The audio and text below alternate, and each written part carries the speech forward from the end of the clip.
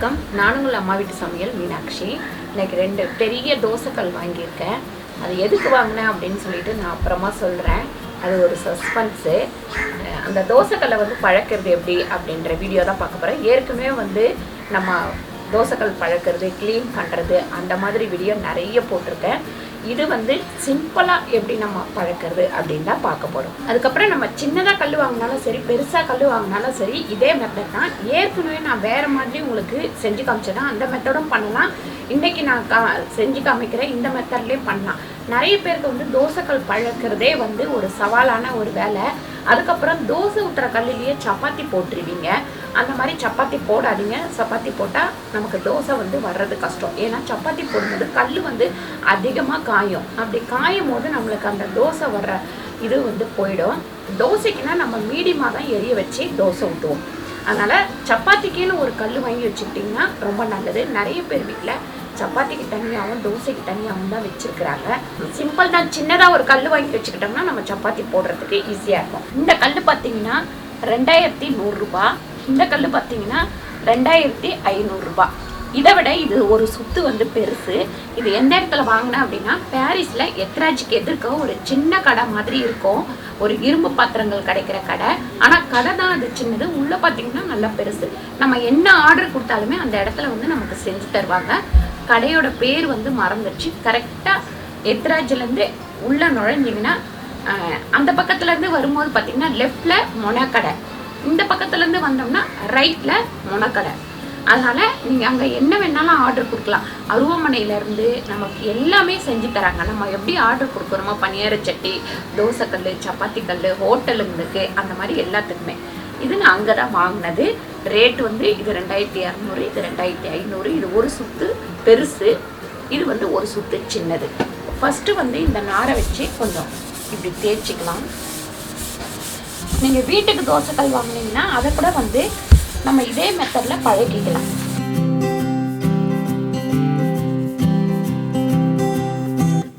பாருங்க, ரப்பான உப்பு காயத்தை வச்சு இந்த ஓரம் ஃபுல்லாக நல்லா தேய்ச்சிக்கலாம். ஏன்னா இந்த ஓரத்துலலாம் அவங்க கட் பண்ண பிசுறுங்க இருக்கும். அந்த பிசுரை நம்ம தேய்ச்சிட்டாக்கா தோசை ஊற்றும் போது ஈஸியாக இருக்கும் நமக்கு.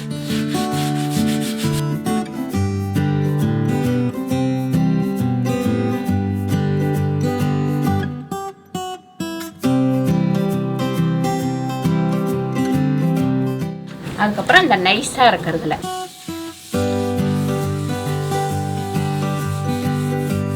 அந்த துருவெலாம் இருந்தால் நம்ம இந்த மாதிரி தேய்க்கும் போது ஃபுல்லாக வந்துடும்.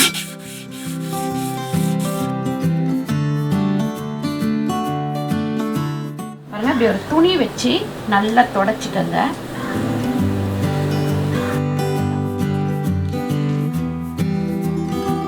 இந்த மாதிரி தேய்ச்சதுக்கப்புறம் இதில் நம்ம உப்பு போட்டுக்கலாம். அதுக்கப்புறம் இந்த வெங்காயத்தை இந்த மாதிரி கட் பண்ணிப்போம்.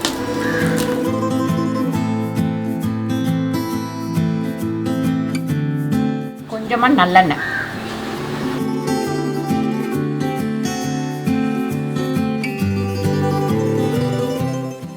நிறைய பேர் செங்கல் வச்சு தேய்ப்பாங்க.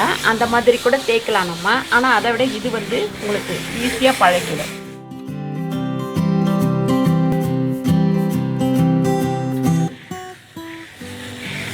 அந்த அழுக்கு ஃபுல்லாக இந்த வெங்காயத்துலேயும் உப்புலையும் வந்துடும்.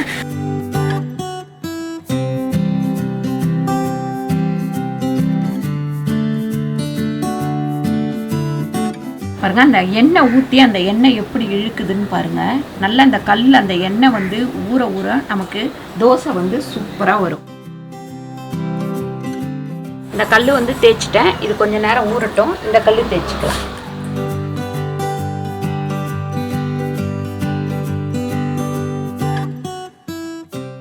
துரு பிடிக்காம இருக்கிறதுக்காக இதில் ஒரு பெயிண்ட் அடிப்பாங்க. இப்போ அந்த பெயிண்ட்டுமே அந்த கலர் வருது பாருங்க. அதனால தான் நல்லா தேய்க்கணும். எப்பவுமே நம்ம தோசைக்கல் வாங்கினா நல்லா தேய்ச்சிட்டா தான் அந்த துரு, அந்த பெயிண்ட் அந்த மாதிரி இருந்ததுன்னா கூட அது எல்லாமே போயிடும்.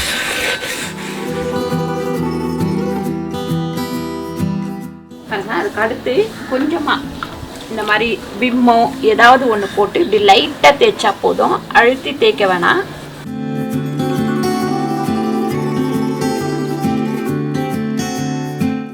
இந்த எண்ணெய் பிசுப்பு வந்து இந்த கல்லில் அப்படியே இருக்கணும், அந்த அளவுக்கு தேய்ச்சா போதும்.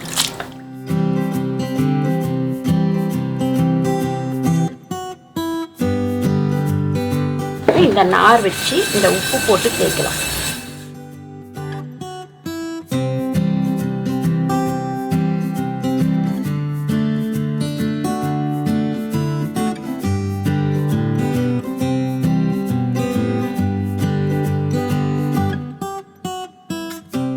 இப்போ நம்ம வேற ஒரு வெங்காயம் கட் பண்ணி எடுத்துக்கலாம்.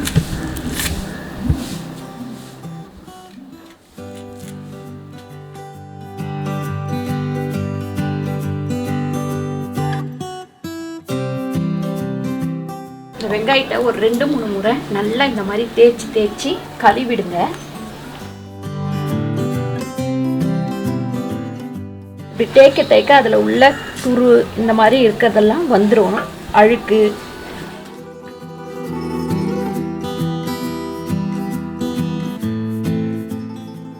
பின்னாடி எல்லாம் கொஞ்சம் சோப்பு போட்டு க்ளீன் பண்ணிக்கலாம்.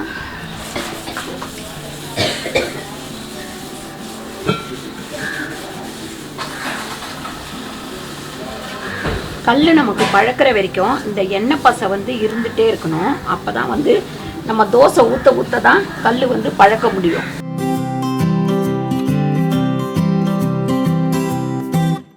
பாருங்கள், சூப்பராக நல்லா பளபளன்னு இருக்குது பாருங்கள். கல் நைஸாகவும் ஆயிருக்கு. நீங்கள் இதில் துடைக்க ஒரு துணி வச்சு துடைக்க இந்த மாதிரி அழுக்கு வந்துடும்.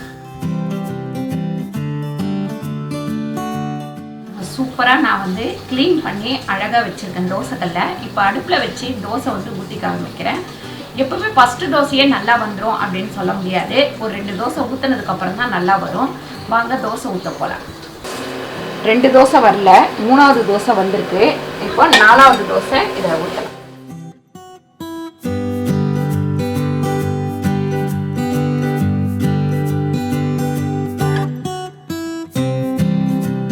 சின்ன அடுப்பு அப்படின்றதுக்கு கொஞ்சம் இந்த கல்லை இப்படி திருப்பி வச்சுக்கோங்க.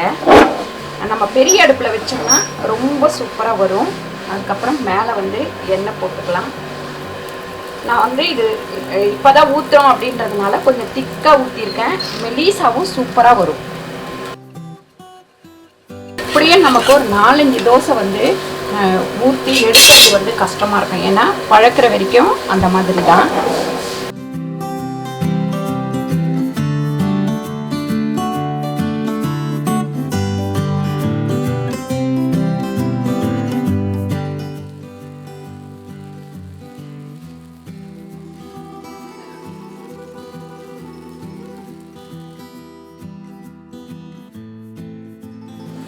பாருங்க, நமக்கு ஊற்ற வந்துடும். ஃபஸ்ட்டு டைம் அப்படின்றதுனால நமக்கு இந்த அளவுக்கு வருது. 2வது அடுப்பு வந்து கொஞ்சம் பெரிய அடுப்பாக இந்த கல்லுக்கு வந்து தேவை. இந்த மெட்டீரியலில் சின்ன சைஸ் கூட நமக்கு கிடைக்குது. சின்ன கல் நீங்கள் வாங்கினீங்கன்னா கூட அதையுமே நீங்கள் இதே மாதிரி பழக்கினீங்கன்னா உங்களுக்கு சூப்பராக தோசை வரும்.